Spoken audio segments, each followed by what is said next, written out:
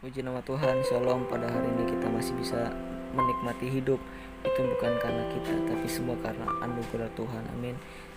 Kita akan belajar kebenaran firman Tuhan di dalam Injil Lukas pasal 22 ayat yang ke-22 sampai ayat yang ke-30.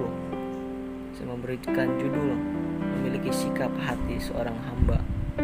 Ini adalah percakapan perjamuan malam yang dilakukan para murid-muridnya dengan Tuhan Yesus.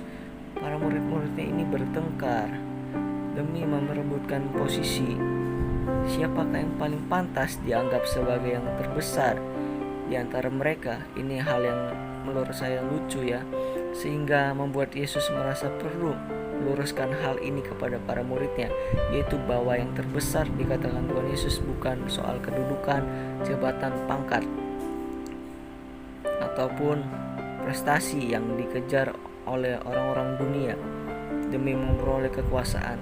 Tetapi Yesus mengatakan bahwa untuk menjadi yang terbesar menurut kerajaan surga, yaitu yang berkenan, yang disukai Tuhan dan yang memuliakan Tuhan. Ada dua hal yang perlu kita ketahui tentang yang dimaksud dengan memiliki sikap hati seorang hamba. Yang pertama, hamba pribadi yang melayani.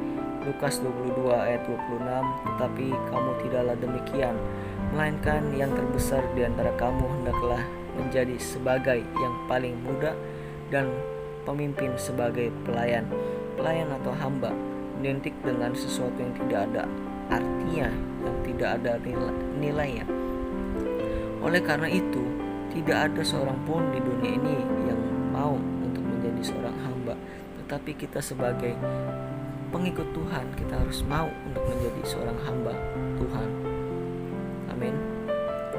Yang kedua, hamba pribadi yang taat. Di dalam Yohanes 14 ayat 15 dikatakan, jikalau kamu mengasihi aku, kamu akan menuruti segala perintahku. Amin. Sikap kehambaan seseorang tidaklah diukur hanya dari seberapa rajin ia melayani jiwa-jiwa, namun juga dari seberapa ia mau taat kepada setiap perkataan firman Tuhan yang ia terima. Sikap kehambaan Yesus dapat kita lihat ketika Yesus memilih untuk melakukan kehendak Allah Bapa untuk mati di atas kayu salib. Apakah Yesus memiliki keinginan pribadi? Sesungguhnya Yesus bisa saja tidak menjalani kematian di atas kayu salib. Namun Yesus memiliki sikap kehambaan yang membuatnya memilih tunduk kepada kehendak Bapa. Di dalam Matius 26 ayat 39 dikatakan, maka ia maju sedikit lalu sujud dan berdoa. Katanya, iya Bapakku, jikalau sekiranya mungkin, biarlah cawan ini lalu daripadaku, tetapi janganlah seperti yang kuhendaki, melainkan seperti yang Engkau kehendaki. Ini perkataan dari Tuhan Yesus. Ia tunduk kepada Allah Bapa dan menyerahkan untuknya disalib di atas kayu salib. Mari, ketika dunia mengejar pangkat, posisi jabatan dan harta demi menjadi yang terbesar, Yesus justru sebaliknya, ia mengajarkan kepada kita semua untuk memiliki hati seorang hamba. Karena dengan memiliki hati seorang hamba, kita akan menyenangkan hati Tuhan dan juga menjadi yang terbesar dalam ukuran kerajaan surga. Demikian renungan yang dapat saya sampaikan. Biarlah renungan ini dapat menjadi berkat untuk kita semua.